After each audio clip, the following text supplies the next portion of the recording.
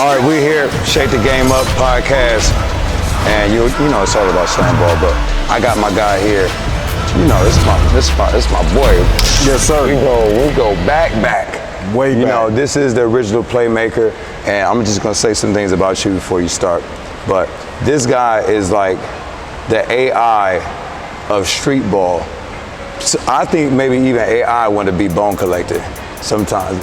And Bone Collector want to be AI. They got that same vibe. They bring that same type of cool to the game. They bring that same type of ball handling, that same type of, you know, body language to when they ready to cross somebody over, or when they ready to take somebody just whole soul from you know, from the defense. And this guy's always been one of the guards in the game, whether on the NBA platform or not, Streetball, whatever it is.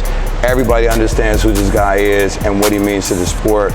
And now we got him here with us, and you know, we've been backcourt for a long time. Yeah. And now we're doing this. So this Bone Collector, man. I appreciate you. Well, I'm very honored to be on here with you, especially knowing that we've obviously competed against each other on teams. We played in streetball tournaments together. We played on streetball teams. When you first joined SlamBall, rest in peace, Dion Mays and all the guys that you were there with. I watched it build from the ground up.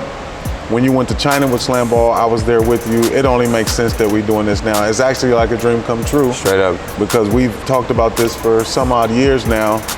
And I think that anytime you're doing something that's going to be as big as SlamBall is, you want to always be innovative and, you know, recreating the wheel, so to speak. And to bring me in as the dribbling instructor for all these teams is a true blessing. And I can't wait to see what it looks like. And it's definitely recreating the wheel, because, you know, for SlamBall, it's all about innovation and starting something new, bringing the best elements of certain different sports into one sport, and creating a masterpiece of the things that people aesthetically like to watch.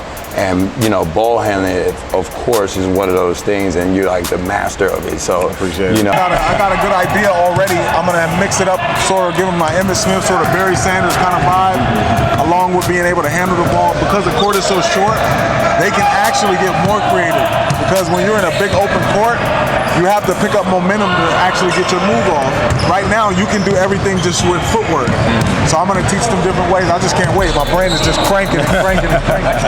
And that's why I tell these guys, you know, when you came to the court, it was like, man, we never had this. You know, you guys soak this up. You got Bone Collector here right now giving you all his game, you know, to bring it to a different sport. And then now, for you also coming in at this point, everything that happens on the floor, on the game floor with the ball handling, you get to have some credit in that, because it's going to shape the game into a different way, where we're going to see these guys really being able to execute on the hardwood as well as in the spring. So I'm honored as well to have you. And I'm definitely on the same page. You know, that's something they preach here. Same page, making sure people understand. This particular sport is going to, in my opinion, separate itself from a lot of different things that are sports related, because it'll give you two elements. You know, there's a high value, high quality athleticism that you have to jump on the trampoline and spin and jump and dunk. Right.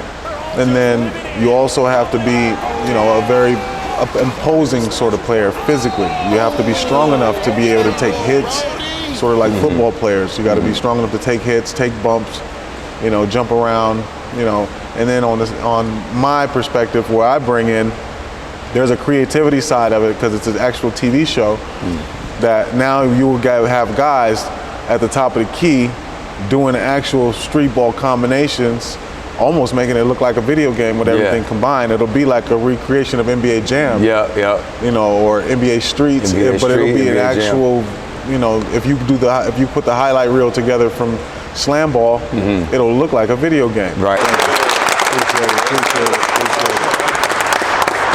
First thing I want to say is it's an honor to be able to do this. I watched Stan and them do this when the court was so weak you could fall through it. It's a pleasure. I'm going to give you guys, obviously, if you guys don't know, I've played street ball for over 20-something years. I play professional basketball. I train NBA players. And I noticed that in SlamBall, it's always accelerating, and you guys are doing a lot. This is almost a combination of kind of gymnastics, football, and basketball. So what I'm gonna do is give you guys a comfortable way to handle that basketball. So it's gonna be, and this is just for my sake, if you guys remember this old video game called NBA Street, where you could do a crazy move and then you in the air throwing crazy lobs. This is exactly what it is. It's actually like virtual reality. Now you're gonna face this basket if you're in this line, and you're gonna ball fake.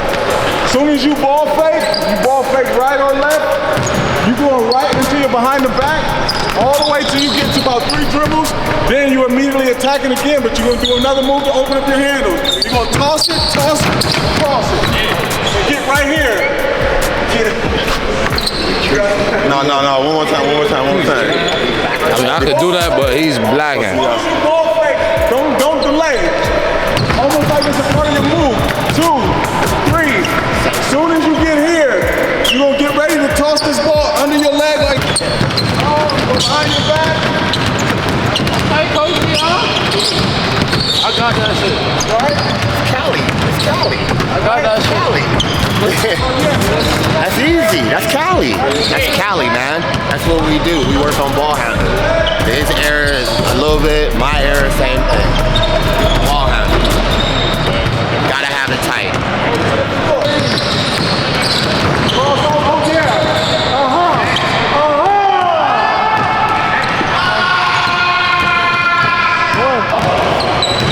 All right, what you looking like over here? Let me see it. Do it again. Ball fake. 1, 2, ball in your left hand. Crossover, jump shot. Backboard.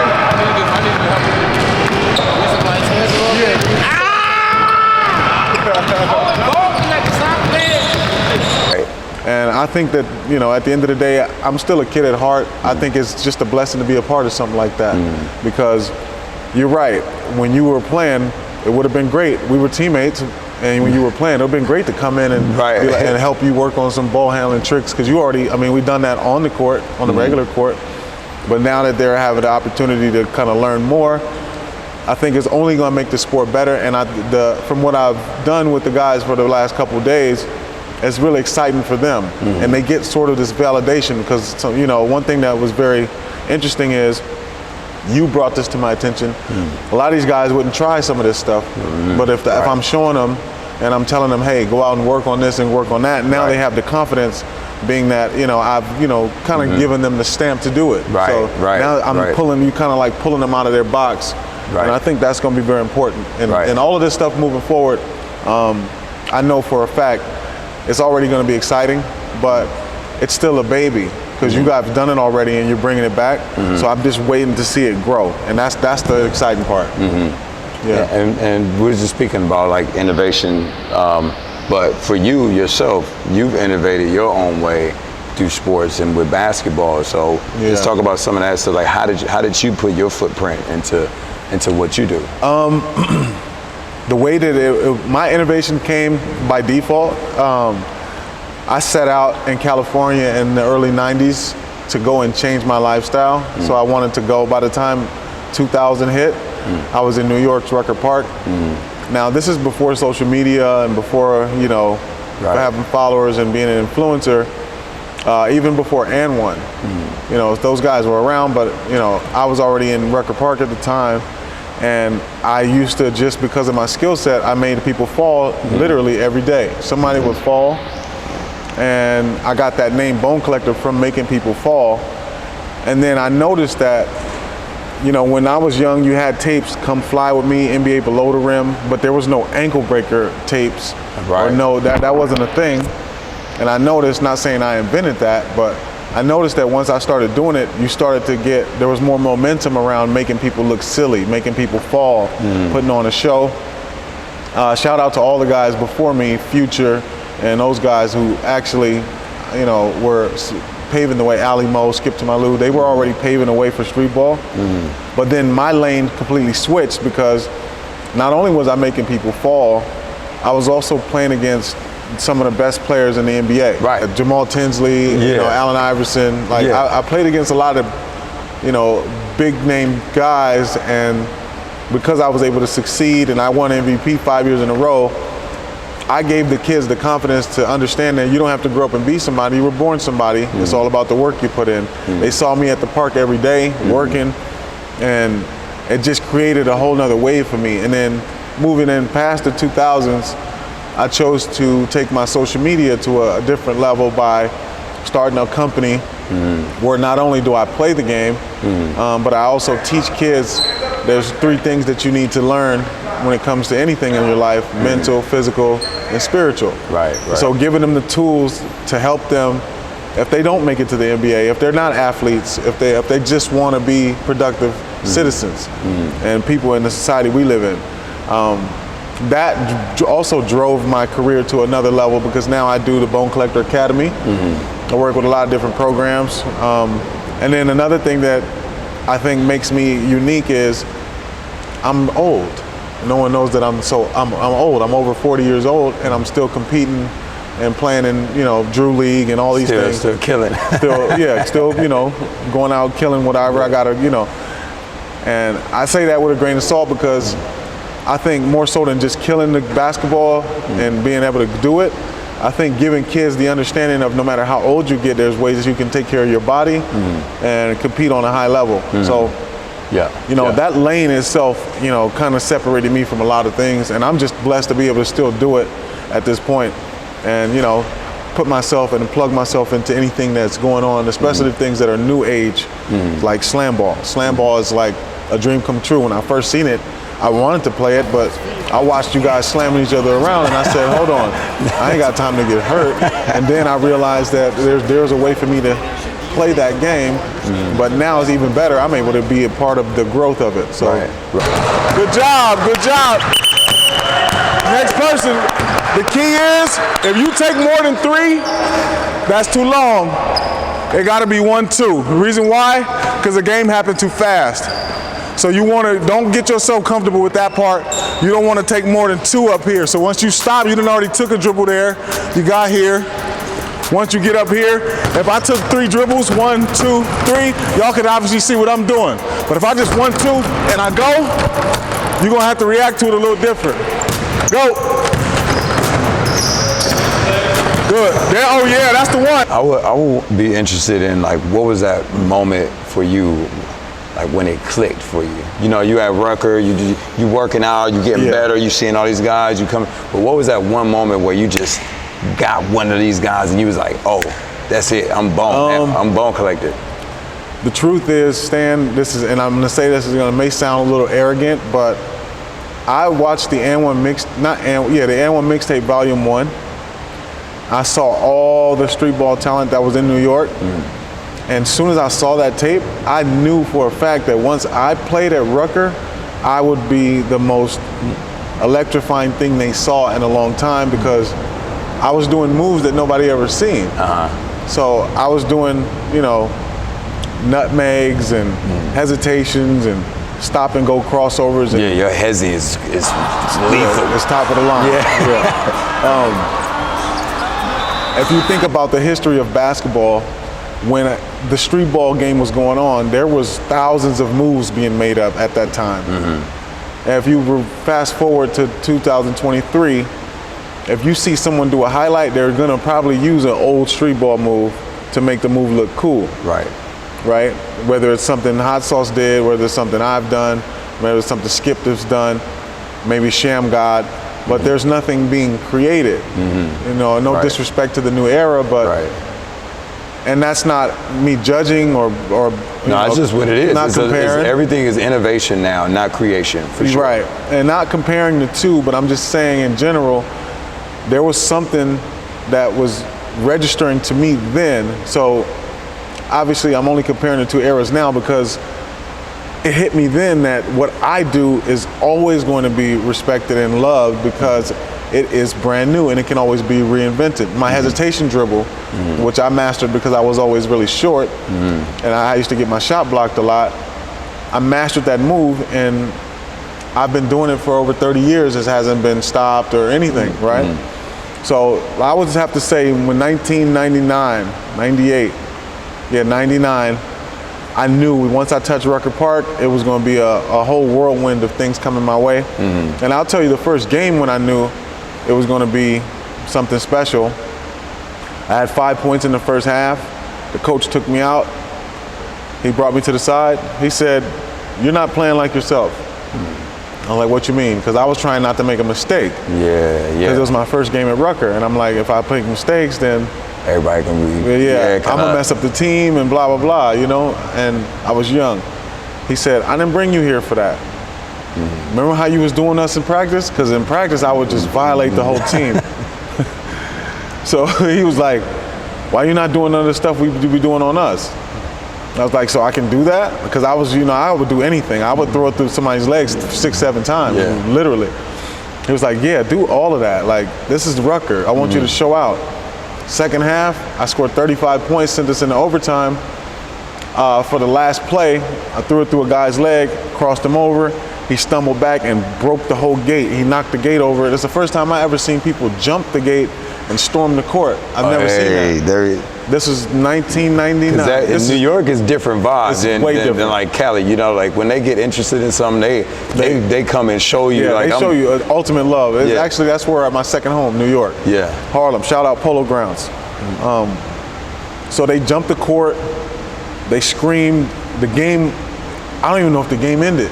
I just know that in that moment, I knew I had arrived. I knew that okay, this is where I can actually be myself. And mind you, your environment. This is what I grew up in LA, and I'm used to trash talk, but New York trash talk is very, very different. Yeah. So if you can't have one good game, like nowadays on Instagram, you could post one thing and let that rock out for a while. Well, everything's live. So if someone came to see you Friday, you got a game Monday, and you don't have a good game Monday, they're gonna talk crazy about you on Monday. Yeah. So you had to show and prove, and Right. I think it made me better. Gave me more confidence to go out and compete and do what I needed to do. Yeah. Now I'm gonna ask you this too. People always kind of associate you with AND1, like specifically. And I want to see what is that? What is that connection with you and AND1? I never played AND1. The connection is I was, a one-man wrecking ball, I think. I was in such a elite category with the players that they were mentioning me with. Skip to my little Ali Mo, Jamal Tinsley, Steve Francis. Yeah. Those guys. In New York, AND1 and Rucker had this weird rivalry where the AND1 guys were assumed to not be as real as the Rucker Park guys, but at the end of the day, it was two things that were going on at the same time that were outlasting and outweighing the NBA views. Sort of at one point, I remember that the AND1 mixtape would be watched on ESPN, and it was getting more views than the actual NBA. Right. I remember the players that would play a whole season of NBA would come out and play outside at Rucker Park. That's dangerous. It's all these things. Right.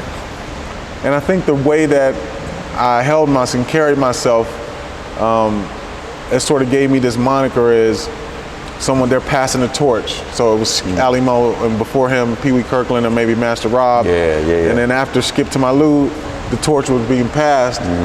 And I know I skipped over a lot of Streetball players. I'll Be Right Back and a whole lot of Game, a few others, but I think they were raising my bar so high that people just automatically assumed I was in AND1. Exactly. Yeah. And then the relationship, I know all the players. Like me and Hot Sauce worked on the half of the moves that you guys are doing now. We worked on them in the mirror with each other. Right.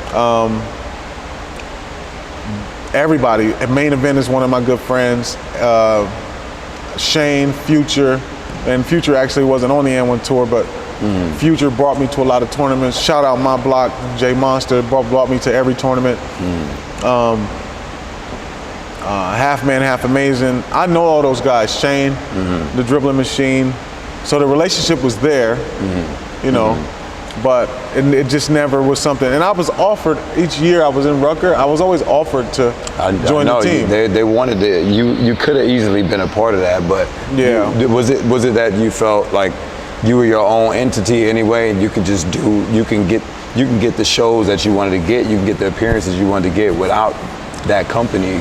Yeah, do that. I was on such a high at the time, like a mental and spiritual high, because everywhere I went, like, you know, mind you, I came from being incarcerated to then having people follow me to the basketball court to watch me shoot around, to follow me to the barbershop to watch me get a haircut. I was kind of in shock. Like, I didn't have time to register it. I was so young at the time, and mind you, we were also making money. You know, I would go to a tournament, and the guy hosting the tournament would be like, we'll give you $4,000 a game, 10 games. You know, back then, even now, that would be a lot, you know. Right. Just for a game to go out and play in somebody's neighborhood. And then, you know, it was just a overall opportunity for me to do so much that while N1 was going on, I was at I was always busy. I was always at a tournament. I was always playing in celebrity games. I played with Fat Joe, with Nelly, and Lil Wayne, and, you know, Master P. And now I'm all over the place. And now you on with Drake too, right? So you doing something. Well, with yeah, Drake. I was just recently doing some stuff with Drake. It's been just a lot of different ways for me to just make income, meet new people, and this is the early 2000s. So it just never dawned on me that I needed to jump on board with anything. I was my own, you know, person. I was my own entity. Right. And I thought that the way I carried myself like a company at that time. So people assume, that's why people make these assumptions, like, oh, well, he was on this, he was on that. No, I kind of answered to my own drum, and I let people kind of not write my story for me. So basically, for instance, if someone said, well, I heard Bone Collector was, you know, signed with N1, I would go to Rucker Park, get on the mic and say, you know, I'm not an N1 player. I would win MVP in Rucker Park, and then that would be it. I didn't have to do too much talking. They already seen the resume. So it was a good thing. Yeah. Now, okay, let's fast forward now. Walk me through this Floyd Mayweather situation, because you know, you know, we keep up with each other like that. Yes. And I'm like over in China or whatever. I turn on the internet, and all I see is Mayweather sliding across the floor, and I say, oh, why did he try to play so hard again? So just walk me through about like how that happened, like that was play by play. So that was interesting, and I hope they could roll the clip as I'm saying this. Yeah. So on the jump ball, I remember him tapping me like, hey, don't start all that craziness, right? And I said, listen, man, I don't even go one way to play. I get right to it. Like, mind you, this is the jump ball. So they jump it up. Gronkowski's the center on my team, and then 7 and some change is their center. You know 7. Yeah. He tips it out of bounds. It's our ball.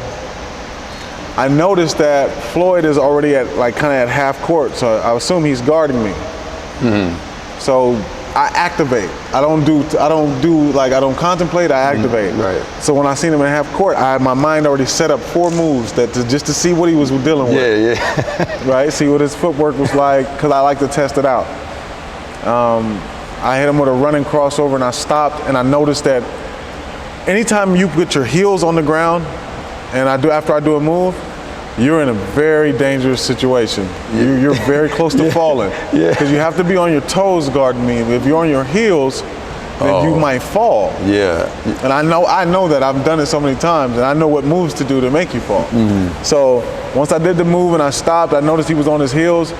But then secondly, I noticed that, mind you, Floyd's the best, if not the best, one of the best athletes of all time. I noticed that he was doing the opposite of what people normally do. So normally when they get on their heels, they kind of stumble and they back away. So he went on his heels, and he approached me. He started coming to you. Towards me, which was the first. So I said, oh, well, I once again activated.